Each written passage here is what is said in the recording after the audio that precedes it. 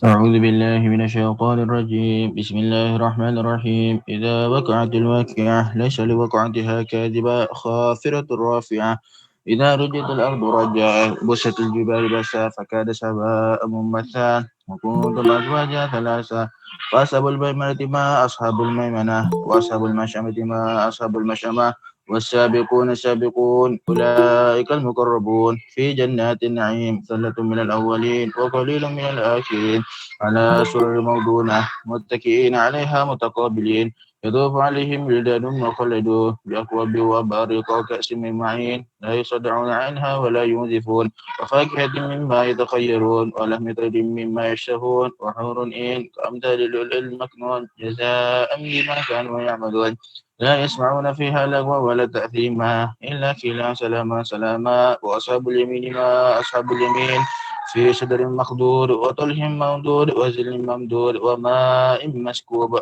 وفاكهة كثيرة لا مقطوعة ولا ممنوعة وفرش مرفوعة إنا أنشأناهن إنشاء فجعلناهن أبكارا عربا أسرابا لأصحاب اليمين ثلة من الأولين وثلة من الآخرين وأصحاب الشمال ما أصحاب الشمال في سموم وحميم وظل يحموم لا بارد ولا كريم إنهم كانوا قبل ذلك مترفين وكانوا يسرون على الهند العظيم وكانوا يقولون إذا مشنا وكنا ترابا وعظاما إنا لمبعوثون أو آباؤنا الأولون قل إن الأولين والآخرين لمجموعون إلى ميقات يوم معلوم ثم إنكم أيها الضالون المكذبون آكلون من شجر من زقوم فمالون منها البطون فشاربون عليه من الحميم شاربون شرب الهيم هذا نزلهم يوم الدين نحن خلقناكم فلولا تصدقون أفرأيتم ما تمنون أنتم تخلقونه أم نحن الخالقون نحن قدرنا بينكم الموت وما نحن بمسبوقين على أن نبدل أمثالكم وننشئكم فيما لا تعلمون ولقد علمتم النشأة الأولى فلولا تذكرون أفرأيتم ما تحرثون أأنتم تزرعونه أم نحن الزارعون لو نشاء لجعلناه حطاما فظلتم تفكهون إنا لمغرمون بل نحن محرومون أفرأيتم الماء الذي تشربون أأنتم أنزلتموه من المزن أم نحن المنزلون لو نشاء جعلناه أجاجا فلولا تشكرون أفرأيتم النار التي تورون أأنتم أنشأتم شجرتها أم نحن المنشئون نحن جعلناها تذكرة ومتاعا للمكوين فسبح باسم ربك العظيم فلا أقسم بمواقع النجوم وإنه لقسم لو تعلمون عظيم إنه لقرآن كريم في كتاب مكنون لا يمسه إلا المطهرون تنزيل من رب العالمين وفبهذا الحديث أنتم مدهنون وتجعلون رزقكم أنكم تكذبون فلولا إذا بلغت الحلقوم وأنتم حينئذ تنظرون ونحن أقرب إليه منكم ولكن لا تبصرون ولولا إن كنتم غير مدينين ترجعونها إن كنتم صادقين فأما إن كان من المقربين فروح وريحان وجنة نعيم وأما إن كان من أصحاب اليمين فسلام لك من أصحاب اليمين وأما إن كان من المكذبين الضالين فنزل من حميم وتصلية جحيم إن هذا لهو حق اليقين فسبح باسم ربك العظيم سبحان ربي العظيم وبحمده اللهم صل وجوهنا باليسار ولا تهنا بالإكتار فنسترزق طالب رزقك ونستعطف شرار خلقك ونشتغل بحمد من أعطانا ونبتلى بذنب من منعنا وأنضم وراء ذلك كل أهل العطاء والمنع اللهم كما سنت وجوهنا للسجود إلى لا فصن عن الحاجة إلا إليك بجودك وكرمك وفضلك يا أرحم الراحمين يا أرحم الراحمين يا أرحم الراحمين أغننا بفضلك ما سوى وصلى الله على سيدنا محمد وعلى آله وصحبه وسلم اللهم صل وسلم على سيدنا محمد وعلى ال سيدنا محمد وهب لنا به صلى الله عليه واله وسلم من رزقك الحلال الطيب المبارك ما تسن به وجوهنا عن التعرض الى احد من خلقك واجعل اللهم لنا اليه طريقا سالما من غير فتنه ولا محنه ولا منه ولا تبعه لاحد وجنبنا اللهم الحرام حيث كان واين كان وان من كان حل بيننا وبين اهله وبل ان ايديهم وصفنا وجوههم وقلوبهم حتى لا نتقلب الا فيما يرضيك ولا نستعين بنعمتك إلا فيما تحب وترضاه برحمتك يا أرحم الراحمين اللهم إن كان رزقنا في السماء فأنزله وإن كان في الأرض فأخرجه وإن كان معسرا فيسره وإن كان بعيدا فقربه وإن كان حراما فطهره وإن كان قليلا فكثره وإن كان معلوما فأجره وإن كان موقوفا فأجره وإن كان ذنبا فاغفره وإن كان سيئة فامحوها وإن كان خطيئة فتجاوز عنها وإن كان عثرة فأجلها وبارك لنا في جميع ذلك إنك ملك مقتدر وما تشاءه من أمر يكون يا من إذا أراد شيئا إنما يكون له كن فيكون سبحان ربك رب العزة عما يصفون وسلام على المرسلين والحمد لله رب العالمين بسم الله الرحمن الرحيم اللهم يا الله يا علي ويا عظيم يا حليم ويا عليم أنت ربي والملك حسبي فنعم رب ربي والملك حسبي حسبي تنصر من تشاء وأنت العزيز الرحيم أسألك العصمة في الحركات والسكنات والكلمات والإرادة والخطر من الشكوك والظنون والأوهام سترة للقلوب عن مطالعة الغيوب فقد ابتلي المؤمنون وزلزلوا زلزالا شديدا وإذ يقول المنافقون والذين في قلوبهم مرض ما وعدنا الله ورسوله إلا غرورا فثبتنا وانصرنا وسخر لنا هذا البحر كما سخرت البحر لموسى وسخرت النار لإبراهيم وسخرت الجبال والحديد لداود وسخرت الريح والشياطين والجن لسليمان وسخر لنا كل بحر ولك في الأرض والسماء والملك والملكوت وبحر الدنيا وبحر الآخرة وسخر لنا كل شيء يا من بيده ملكوت كل شيء كاف يا عين صاد كاف يا عين صاد كاف يا عين صاد انصرنا فإنك خير الناصرين وافتح لنا فإنك خير الفاتحين واغفر لنا فإنك خير الغافرين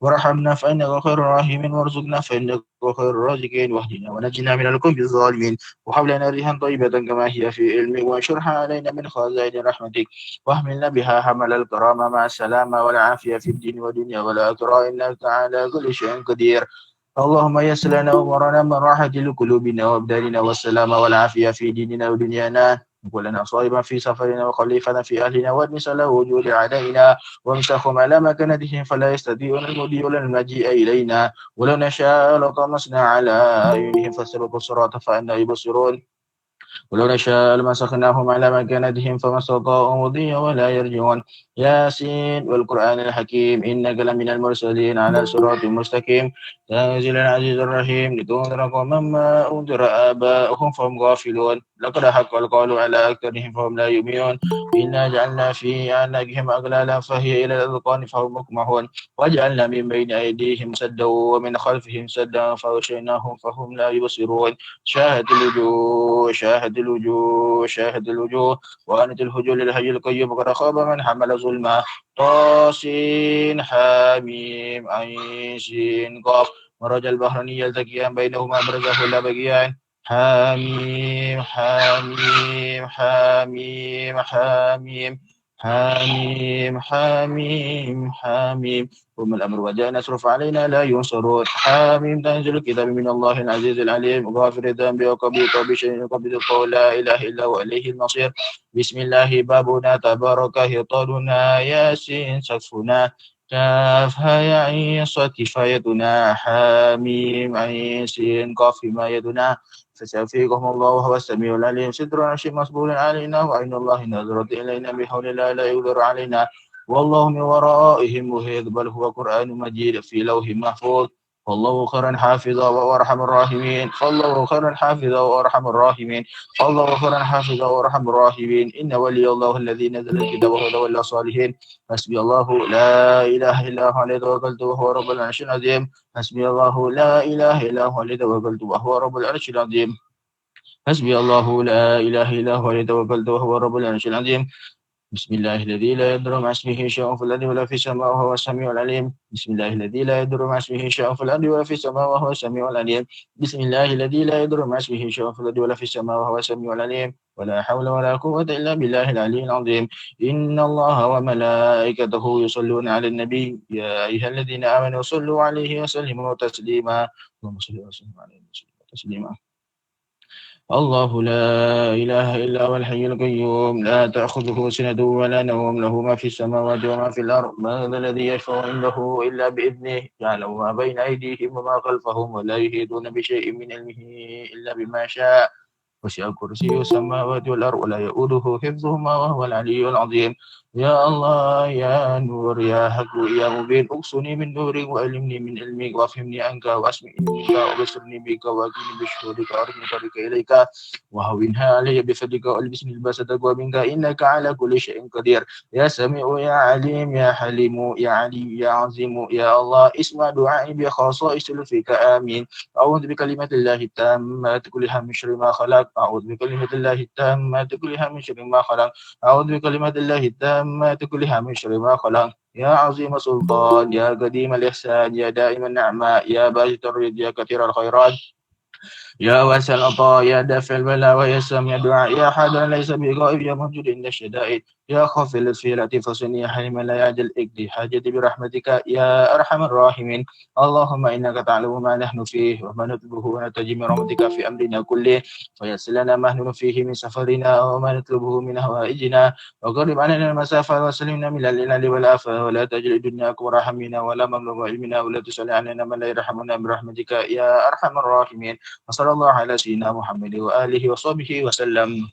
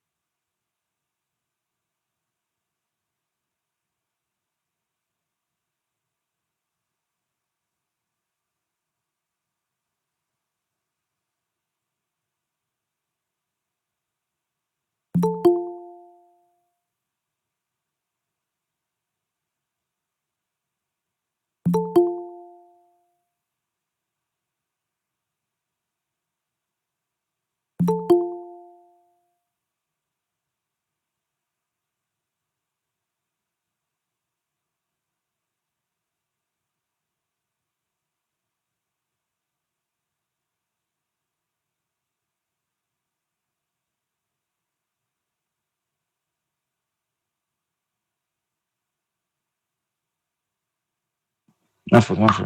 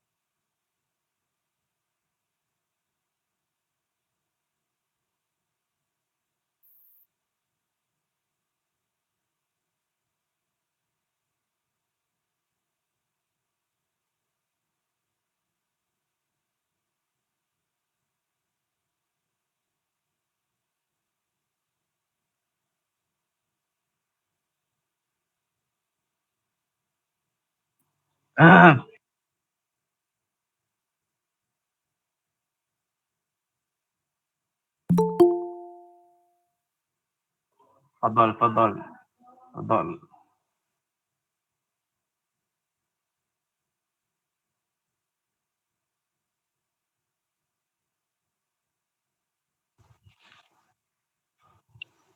اللهم صل صلاة كاملة تاما على سيدنا محمد الذي تنحل به العقد وتفرج به الكرب وتقضى به الهوائج وتنال به الرغائب.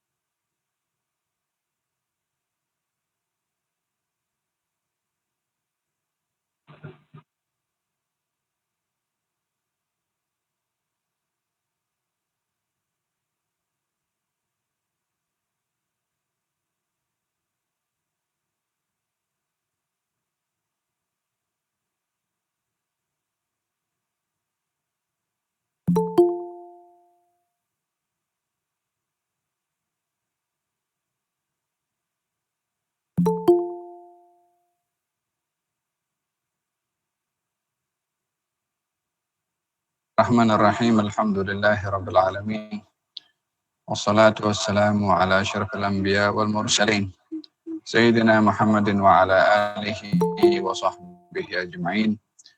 قال المؤلف الحبيب أبو بكر العدني ابن عدي المشهور في كتابه مبادئ السلوك في معرفة علاقة العبد المملوك مع ملك الملوك، إلى أن قال: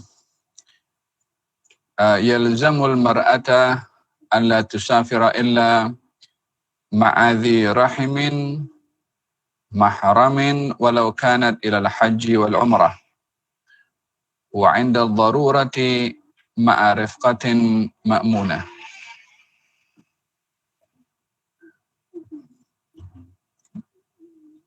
Melazimkan seorang perempuan untuk tidak bermusafir kecuali bersama keluarga yang muhrim, walaupun safar itu menuju ibadah haji atau umrah.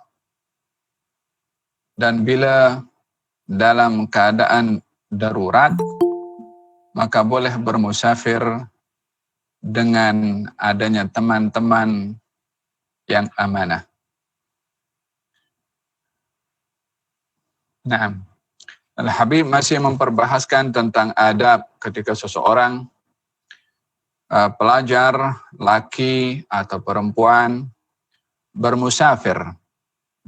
Baik itu bermusafir untuk mencari ilmu, ataupun untuk berdakwah, ataupun berobat, ataupun safar-safar dengan tujuan safar silaturahim atau melancong dan seumpamanya. Yang penting safar itu imma safar yang bersifat kewajiban atau yang bersifat anjuran. Safar yang bersifat kewajiban seperti safar untuk menunaikan amal ibadah haji, atau safar untuk mencari ilmu yang ilmu itu tidak didapat kecuali dengan bermusafir. Daripada ilmu-ilmu yang wajib, maka mencari ilmu yang wajib bila tidak dijumpai di negerinya, maka safar itu menjadi wajib. Ma la yatimmul wajib illa bihi fahuwa wajib. Apa perkara wajib yang tidak dapat disempurnakan kecuali dengan sesuatu cara, mekanisme, maka cara dan mekanisme itu adalah akan menjadi wajib karena untuk mendapatkan yang wajib. Oleh sebab yang demikian, baginda bersabda, talabul ilmi faridatun ala kulli muslimin. Mencari ilmu itu wajib bagi orang yang, bagi muslim dan juga bagi seorang muslimah. Baik itu mencari ilmu di negerinya atau dengan bermusafir. Maka dalam hal ini, di dalam safar, baik itu mencari ilmu atau berdakwah atau berubah dan seumpamanya, Al-Habib ada menyebutkan pentingnya untuk kita menanamkan niat yang baik ketika bermusafir. Jangan ada niat-niat yang tidak baik. Jangan ada niat-niat yang maksiat. Melazimkan diri dengan taqwa dan menjaga kewajiban-kewajiban syarak. Yani walaupun bermusafir, jangan sampai salatnya diabaikan. Yang ketiga, menjaga anggota badan daripada melakukan perkara yang dilarang, walaupun dalam keadaan bermusafir. Yang keempat, berusaha untuk menyusun dan mencatat kisah perjalanan safar itu untuk menjadi pengalaman dan menjadi ibrah bagi yang lainnya. Yang kelima, menyempatkan dalam bermusafir menziarahi orang-orang saleh, para ulama di negeri yang kita akan menuju dalam safar kita itu. Kemudian mengelakkan diri daripada tergelincir kepada hal-hal yang ghaflah, yang melalaikan. Menghindarkan diri pada tempat-tempat maksiat, tempat-tempat hiburan yang maksiat. Dan yang ke-8 adalah, kalau yang akan bermusafir itu seorang wanita, maka hendaklah dia bermusafir dengan adanya mahram. Baik itu safarnya untuk haji atau umrah, atau safar-safar yang lainnya, hanya bila dalam keadaan darurat, maka dia boleh untuk bermusafir dengan adanya teman-teman yang jujur dan yang amanah, walaupun bukan muhrim.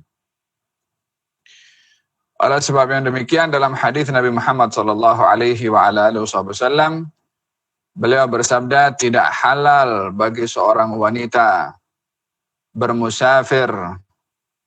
Yang safar itu ada 3 malam, maksudnya di sini safar yang lebih daripada 2 marhalah, melainkan bersama dengan wanita tadi mahram atau suami.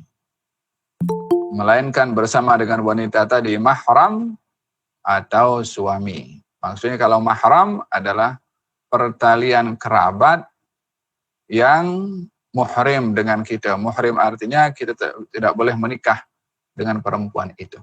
Seperti muhrim itu anak, ayah, saudara, kemudian saudara ayah, saudara ibu, anak saudara, itu termasuk bahagian daripada muhrim yang boleh untuk bermusafir dengan perempuan untuk melengkapkan syarat safar.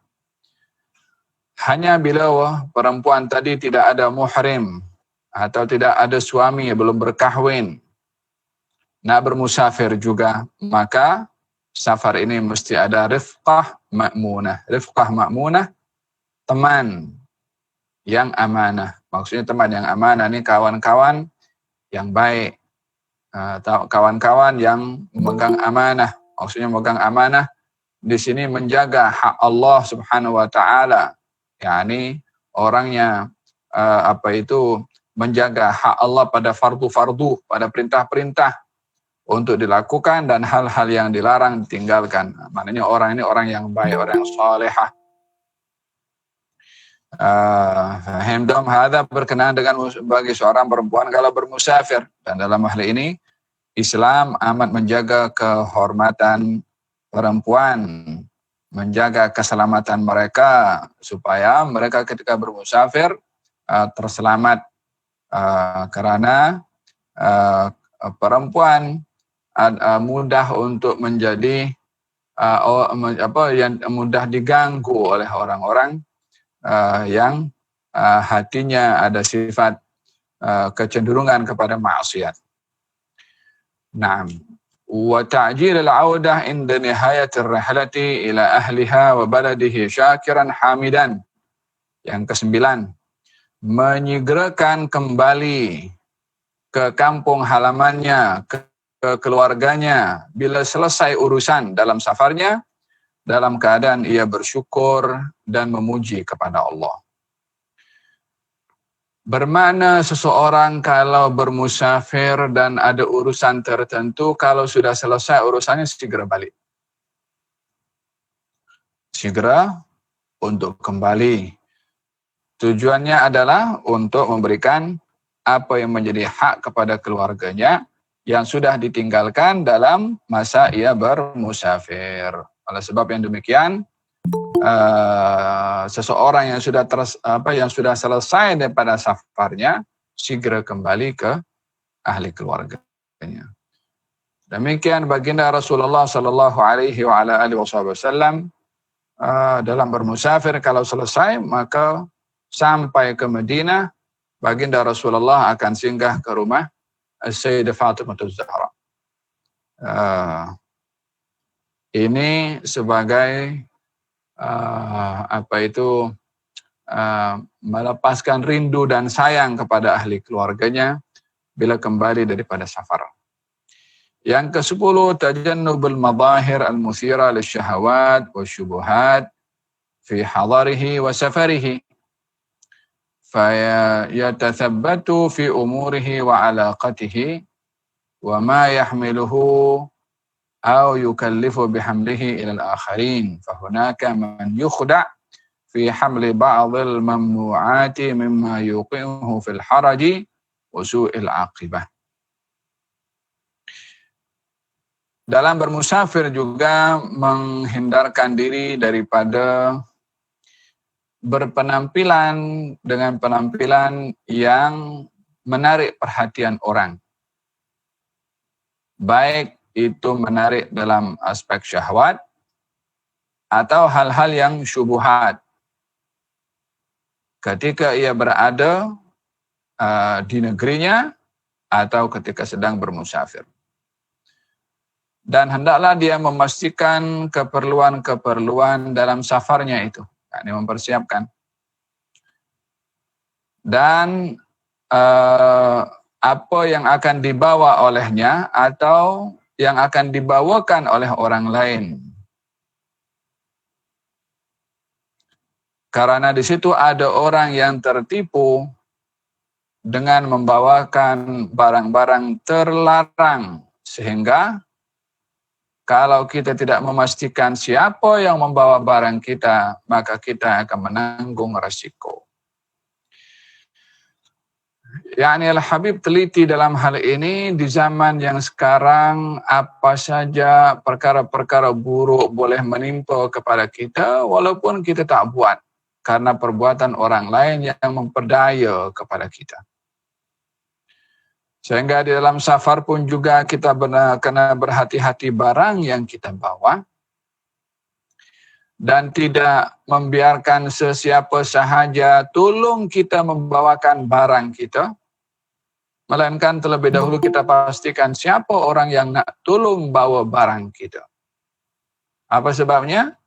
Khawatir kalau orang lain kita tak kenal bawakan barang kita, diletakkan di situ ada barang-barang terlarang, masuk tempat peperiksaan, dijumpai barang terlarang, kita akan tanggung resiko daripada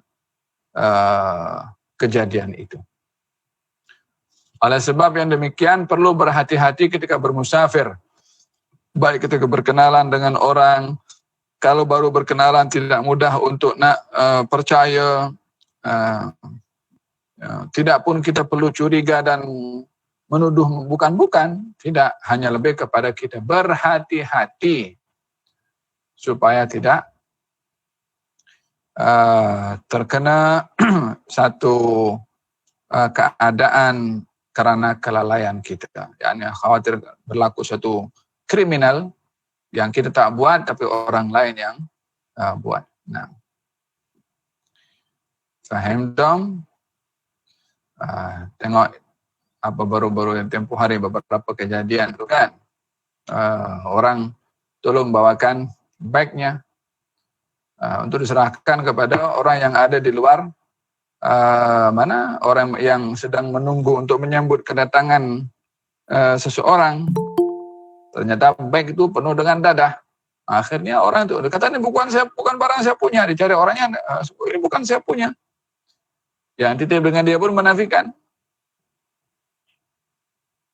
Akhirnya dia akan menanggung resiko tersebut. Apa sebabnya? Percaya kepada orang yang baru dikenali.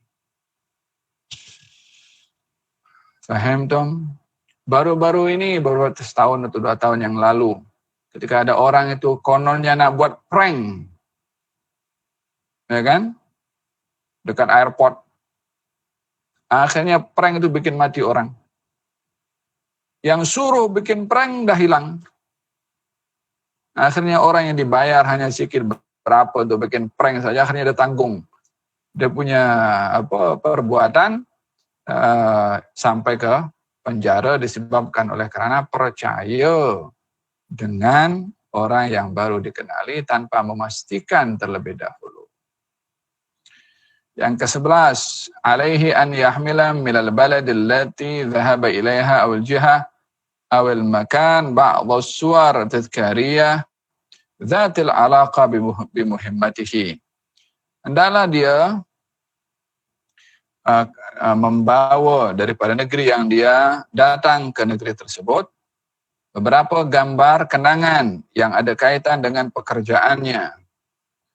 Hanya kalau dia bermusafir untuk mencari ilmu, ambil gambar dengan gurunya, dengan kawan-kawannya, dengan madrasah atau university yang dia belajar, untuk menjadi kenang-kenangan bila mana dia dewasa. Ingat fulan kawan dia, ini gurunya, ini madrasahnya, macam itu. Kalau dia bermusafir untuk berobat, ambil kenang-kenangan ketika dia berada di hospital dengan dokternya, contohnya. Kalau dia bermusafir untuk berdakwah, dia ambil gambar di mana dia pergi berdakwah, kampung mana, dan bukan di kawasan mana dia berdakwah.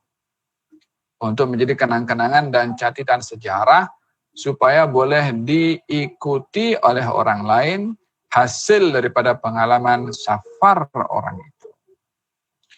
Yang ke-12, an la yuksiral haditha an khabarir rihlati ma'a kulli zair wa sahib. Lima fi dhalika min itharatil malal illa jawaban ala man sa'al. Jangan banyak bercerita tentang berita perjalanan dia kepada setiap orang yang datang berziarah kepadanya atau teman. Karena demikian itu boleh mengundang bosan, kecuali bagi orang bertanya, maka bolehlah menjawab. Kita balik daripada safar, umrah. Datang 2-3 orang kawan kita. Dia cerita, aku kan pergi umrah ni pesawat 8 jam. Oh, lepas tu kan dekat kapal terbang tu dibagi makanan. Oh, sampai ke Jeddah. Lepas tu Jeddah kan prosesnya nak keluar daripada immigration susah, panjang antri. Cerita sampai ke hotel, sampai ke umrah, sampai tawaf, sampai selesai balik hotel tidur. Alas, 3 orang tadi kawan kita yang ziarah tu balik. Datang 3 orang lain lagi. Tadi kan kita bercerita pergi, cerita balik dah. Akhirnya macam keset yang diulang-ulang terus. Lama-lama dia boring nak cerita. Tak perlu cerita detail, kecuali kalau bertanya. Ada orang bertanya lah. Kalau tidak, Allah usahlah, terima kasih bagi kopi, hidangan apa semua, terima kasih datang berziarah. Wahakala. Yang ke-13, alla yuqayyim rihlatahu an yuqayyima rihlatahu wa mastafadahu minha ba'da audatih. Hendaklah dia menceritakan faedah apa atau menulis faedah yang dia dapat daripada rihlanya. Dia bermusafir untuk mencari ilmu, berdakwah. Balik, catat apa hasil dia punya perjalanan ini macam mana. Yang terakhir, an yashkurallah ala salamah. Hendaklah bersyukur kepada Allah karena selamat sampai ke negerinya. Ada beberapa perkara yang terkait dengan as-safar. Bab yang terakhir, Al-Habib menyebutkan tentang adab pada rukun yang keempat daripada rukun-rukun agama, ianya merujuk kepada hadis Jibril, di mana di situ Nabi bertanya 4 soalan. Yang pertama bertanya tentang Islam, yang kedua bertanya tentang iman, yang ketiga bertanya tentang ihsan, yang keempat bertanya tentang hari kiamat. Jibril bertanya 4 soalan kepada Nabi Muhammad SAW. Al-Habib memperbahaskan soalan yang keempat yang disoal oleh Jibril kepada Rasulullah, ada adabnya juga. Apakah adabnya? Katanya, muka surat 56. Adabur ruknir rabi'i min arkaniddin. Adab rukun yang keempat daripada rukun agama.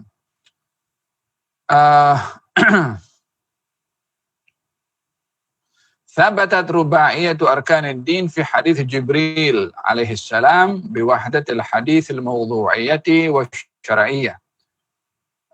Telah sabit dan benar 4 rukun melalui hadis Jibril, di mana hadis itu adalah 1 kali turun kepada Nabi SAW daripada Jibril dengan 4 soalan. Wasarat dirasatul ilmi syar'i wal ilmi al-wad'i mundarijatan tahta aqsamil hadis al-arba'ah. Dengan demikian pengajian tentang ilmu syariat ini terkandung di dalamnya 4 kategori: Islam, iman, ihsan, dan al-ilmu bi'alamatis sa'ah, dan ilmu pengetahuan tentang tanda-tanda hari kiamat. Waqad yuwajihu at-talibu wa at-talibatu 'inda al-hadits an ruba'iyyatil arkan i'tiradu ba'd ahli al-ilmi aw ghairihim. Mungkin saja pelajar laki-laki atau perempuan ketika berbicara tentang rukun agama yang 4 ini ada sedikit muskil atau kritikan daripada mereka. Apa sebabnya? Ala taqrir ruba'iyyatil arkan. Ke atas rukun yang dikatakan jumlahnya ada 4, yang kebiasaannya rukun agama kita tahu ada 3, Islam, iman, dan ihsan. Tapi Al-Habib di sini lebih cenderung untuk mengatakan adanya rukun yang keempat, yaitu yang keempat apa?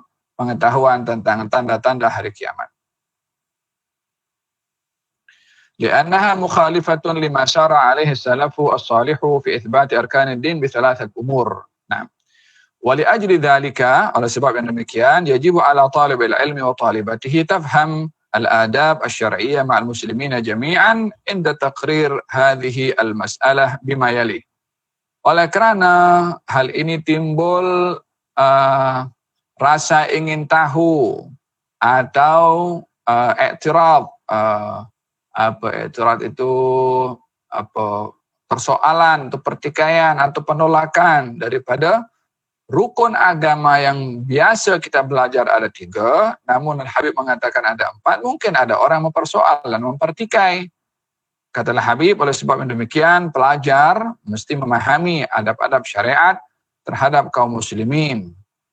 Yakni memahami daripada rukun yang keempat ini. Katanya, Adamul israr ala rubaiyatil arkan illa bihuduri alimin mudrikin limafhumi hadithi ummis sunnati fi wahdatihi al-mawdu'iyyati wa wahdatihi al-syar'iyyati kaya tatimmal munaqashatu al-ijabiyatu ala hadhihi al-qa'idah.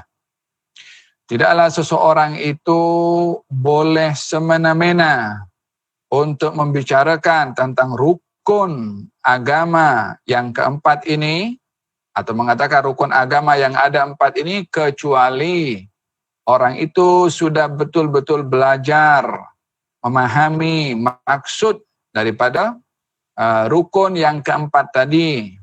Dalam hadis yang yaitu hadis Jibril, yang hadis itu datang kepada baginda Rasulullah dengan 4 soalan. Bagi yang sudah belajar adalah maka barulah akan dapat diselesaikan permasalahan yang dipertikai, adakah rukun agama ini 3 atau 4. Ya, ini tak semua orang, ya kan? Jadi kalau kita belajar rukun agama ini ada 3, lalu Al-Habib mengatakan ada 4. Nah, tak semena-mena sesiapa akan memberikan penolakan atau sesiapa akan berbicara tentang rukun agama yang keempat. Mesti dia belajar terlebih dahulu dan mengenal pasti. Yang kedua, adam isya'atil kalam ar-ruba'iyatil arkan fil khutab wal muhadarat illa limutamakkinin fi dirasatil qawaid atau tadbiqat. Jangan atau tidaklah seseorang itu mudah untuk berbicara bahwasanya rukun agama ini ada 4 dalam ceramah-ceramah umum, melainkan di kalangan orang-orang yang memang mutamakkin, memiliki keupayaan untuk memahami tentang rukun agama yang keempat itu. Tujuannya adalah untuk tidak menimbulkan kemuskilan di kalangan orang awam. yakni apa yang sudah menjadi tradisi di kalangan ahli sunnah wal jamaah, kalau rukun agama ini ada 3, biarlah dikekalkan dengan orang awam memahami 3 untuk tidak menimbulkan kemuskilan tentang agama bila mana disebutkan rukun agama ada 4. Kecuali kalau pembahasan ini khas kepada orang-orang yang memiliki background, memiliki asas untuk discuss berkenaan dengan perkara ini.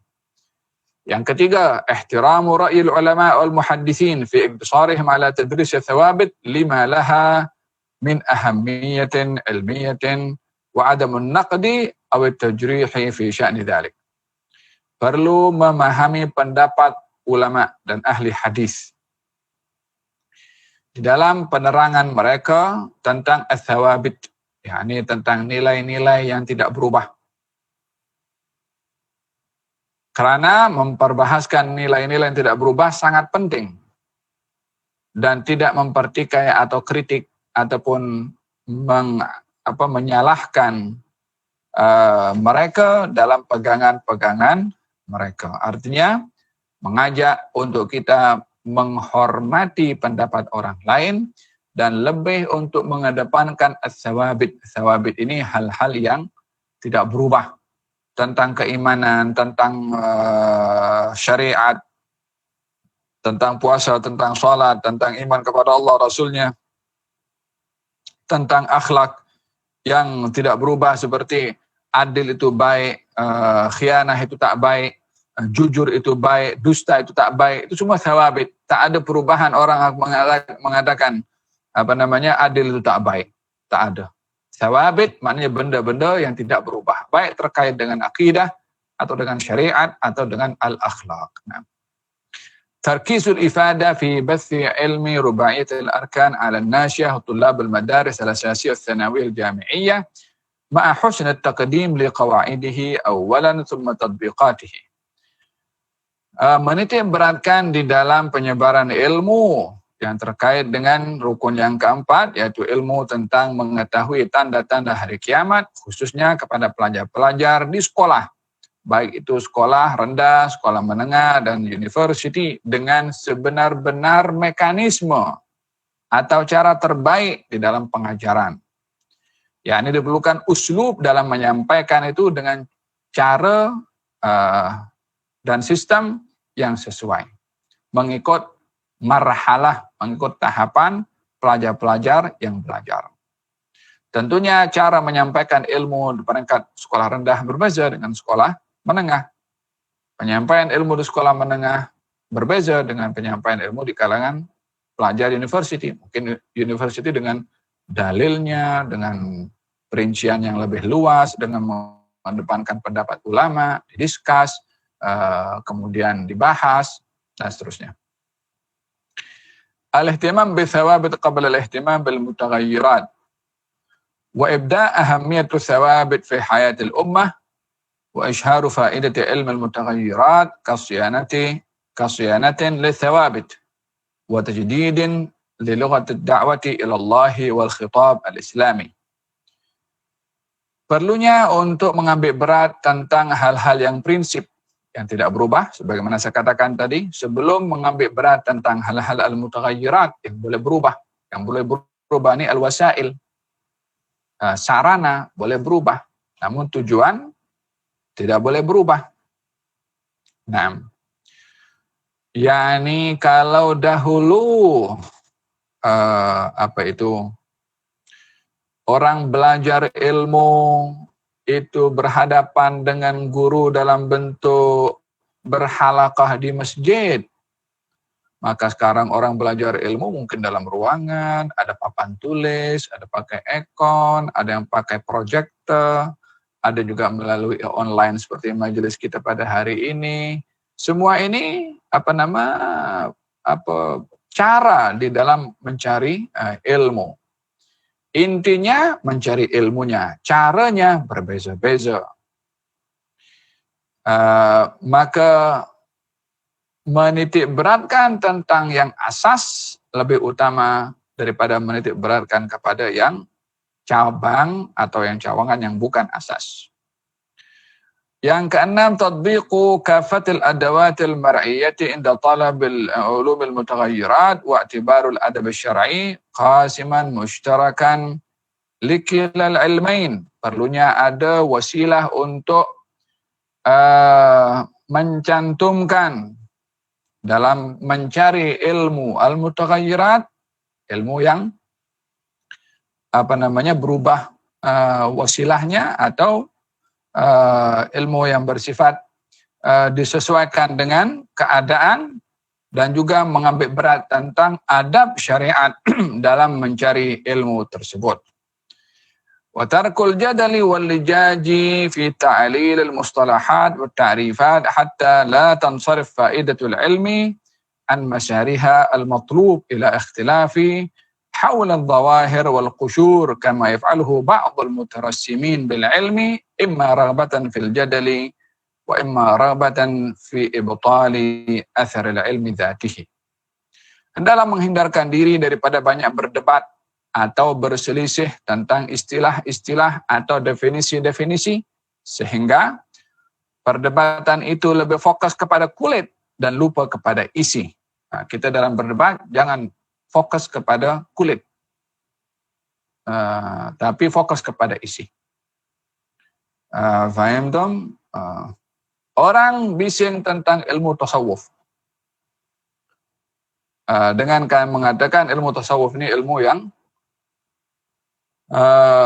tidak betul, ilmu khurafat, ilmu orang mendakwa dirinya wali, ilmu orang mendakwa dirinya punya karamah, boleh terbang, tak jatuh, boleh jalan di atas air, tak tenggelam. boleh hidup berbulan-bulan tak makan. Dia telah meletakkan definisi ilmu tasawuf seperti itu. Walaupun bagi orang bertasawuf tidak memberikan definisi tasawuf seperti itu, yang fokus kepada masalah karamat, seperti dikatakan oleh sebagian orang, yang ilmu tasawuf ini diambil daripada contoh-contoh orang-orang yang tak baik, orang yang dia makan kacau ke, orang tusuk badan sendiri tak tak luka dan seumpamanya, kan? Atau melihat kepada ilmu tasawuf daripada praktikal orang-orang yang mendakwa dirinya sebagai seorang tasawuf yang menyimpang daripada ajaran agama. Jadi satu hentam tasawuf dengan apa yang dia paham tentang tasawuf dengan gambaran yang tak betul tadi. Yang satu bela tasawuf dengan melihat kepada tasawuf ini adalah ilmu yang diperlukan oleh setiap orang di dalam menjalankan, dalam bermuamalah kepada Allah Subhanahu wa taala. Karena pembahasan itu kepada nama tasawuf tuh, ini mereka gaduh. Ini kata ilmu tasawuf tak betul. Ini kata ilmu tasawuf betul. Oh, gaduh. Nah, coba lepaskan dulu tasawufnya. Jangan cakap pasal tasawuf dari kalimat terminologinya. Tapi lebih kepada konten. Apa yang kamu paham tentang tasawuf? Apa yang ini paham tentang tasawuf? Nah, dia combine apa yang dia paham, apa yang ini paham tentang tasawuf, berbandingkan dia sibuk tentang nama tasawuf itu, kita masuk ke dalam kontennya untuk memahami adakah apa yang dipahami oleh kedua-dua itu ada titik temu atau tidak. Faham dong? Yang akan menimbang definisi masing-masing orang yang berbalah, bukan dirinya jadi neraca. Orang kalau berpegang ilmu tasawuf tak betul, dia menganggap dirinya betul dalam penilaian itu. Orang yang mengatakan ilmu tasawuf ilmu yang betul, dia menganggap dirinya betul dengan penilaian itu. Jadi mereka yang bertelagah ini tak boleh dijadikan neraca siapa di antara keduanya yang betul, karena masing-masing mendakwa paling betul. Apa neracanya? Neracanya ilmu tasawuf itu merujuk kepada apa dalam syariat. Ya. Dan siapa orang-orang yang dikenali dengan orang-orang yang pakar dalam tasawuf bermula daripada munculnya ilmu tasawuf. Jadi tak boleh diukur dengan zaman sekarang. Orang apa tasawuf? Kita tengok zaman sekarang. Tak boleh. Yang sekarang ini pengamal kepada ilmu tasawuf. Tapi kalau ingin mengkaji ilmu tasawuf, kita kaji sejarahnya, bagaimana munculnya ilmu tasawuf dan siapa pelopor, perintis yang memulakan ilmu tasawuf. Macam mana kita dalam ilmu fiqh, kita tak boleh nak menilai bahwasanya ilmu fiqh hanya boleh diwakili dengan ulama zaman sekarang saja. Dan ulama zaman sekarang itu mewarisi apa yang ada pada ulama silam daripada ilmu fiqh. Tapi pencetus ilmu fiqh itu siapa? Macam mana sejarahnya? Itu dijadikan neraca. Sama juga dengan ilmu tasawuf. Mengelakkan daripada perdebatan yang tidak menguntungkan, bahkan orang yang hanya sibuk berdebat tentang kulit dan tidak fokus kepada isi. Yang terakhir, yang ke-8, ilmu fiqh tahawulat, ilmun zala fi awwaliyati zuhurihi wa dirasatihi. La zal, ilmun la zala fi awwaliyatihi wa fi awwaliyati zuhurihi wa dirasatihi fala yasihhu al-qat'u fihi bi ta'rifin أو تعليل أو إصدار أحكام حتى تكتمل أسس ومنطلقات وتطبيقاته. Ilmu fiqh tahawulat ini ilmu yang masih berada dalam permulaan untuk dikaji dan disusun sebagai ilmu tertentu. Seperti mana ilmu-ilmu yang ada, ilmu fiqh ada definisinya. Ilmu iman, ilmu tauhid ada definisinya, ilmu akhlak, ilmu tasawuf ada definisinya. Demikian ilmu yang dinamakan di sini oleh Al-Habib dengan ilmu fiqh tahawulat masih dalam disusun, baik itu definisinya, qawaidnya, sehingga dengan demikian tidaklah dapat untuk nak dikatakan ilmu ini tak betul, karena masih belum sempurna penyusunan disiplin-disiplin atau prinsip-prinsip ilmu fiqh at-tahawulat Wallahul muwaffiq man yasha ila at-tariqil mustaqim. Allah akan memberikan taufik kepada siapa yang dikehendaki ke jalan yang lurus. Moga-moga Allah Subhanahu wa taala memberikan kepada kita taufik untuk berada di jalan yang lurus. Amin. Allahumma amin. Hal min munsyid kita akan mulakan dengan kitab yang baru. Nanti saya akan maklumkan kepada pihak urus dia di madrasah atau dengan Syed Daniel Al-Aidarus untuk memulakan dengan kitab yang baru insyaallah. Al-Munsyid Yunsyid. Allahumma salli wa sallim ala sayyidina Muhammadin wa ala ali sayyidina Muhammad. والنور الحائرين ضياؤه وفي الحشر ذل المرسلين لواؤه تنقى من الغيب المجرد حكمة بها أمطرت في الخافقين السماء ومشهود أهل الحق منه لطائفون تخبر أن المجد والشوشاء فلله ما للعين من مشهد ابتلاء يعز على أهل الحجاب اشتلاؤه أيا نازها عني ومسكنه الحشاء أجب من ملك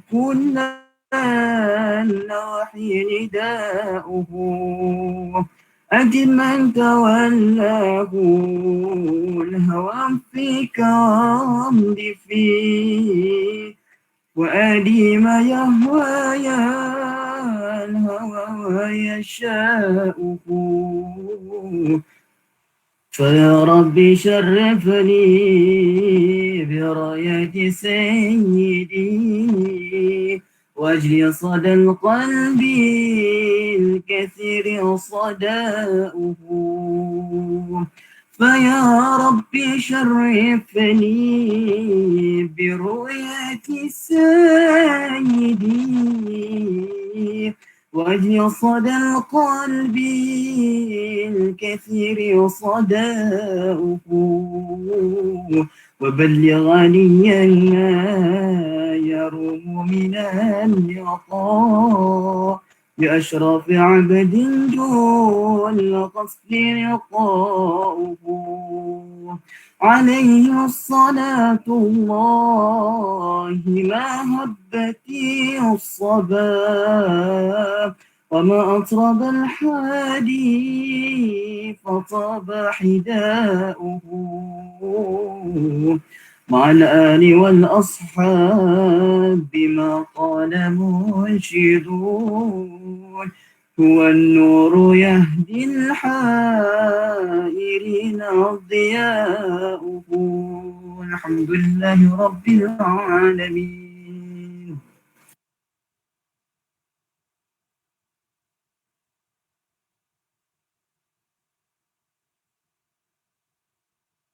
واهدنا سواء السبيل وعلمنا التأويل.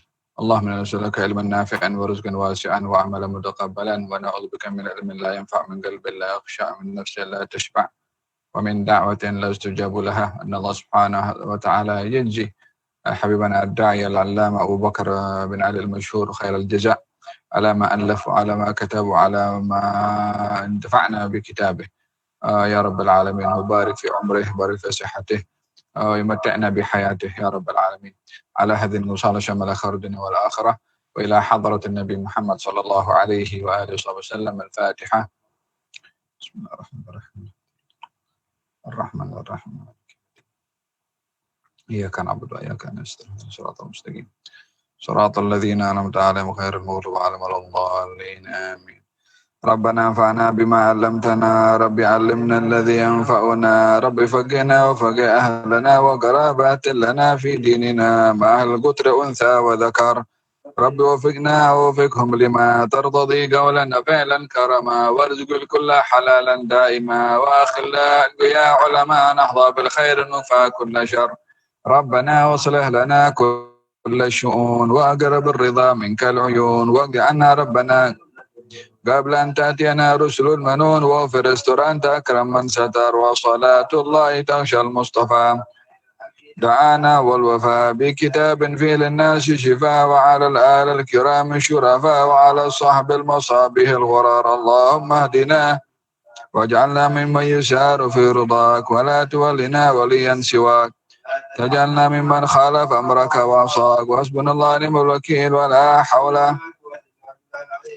يا ربنا اعترفنا بأننا اقترفنا وأننا أسرفنا لا رضا أشرفنا فتب علينا توبة حوبا واستر لنا العورات وآمن الروعات واغفر لوالدينا ربي ومولودينا والآل والإخوان خلاني وكل ذي محبة أو جيرة أو صحبة والمسلمين أجمع آمين ربي اسمع فضلا وجودا منا بالمصطفى الرسول نهضى بكل سول بالمصطفى الرسول نهضى بكل سول بالمصطفى الرسول نهضى صلى وسلم ربي عليه عد الحب وآله وصحبه عداد طش السحب والحمد لله في البدء والتناهي حمدا كثيرا دائما هبة النسائم سبحان ربك رب العزة عما يصفون الحمد لله رب العالمين في كل لحظة أبدا عدد خلقه رضا نفسه عداد كلماته تقبل الله منكم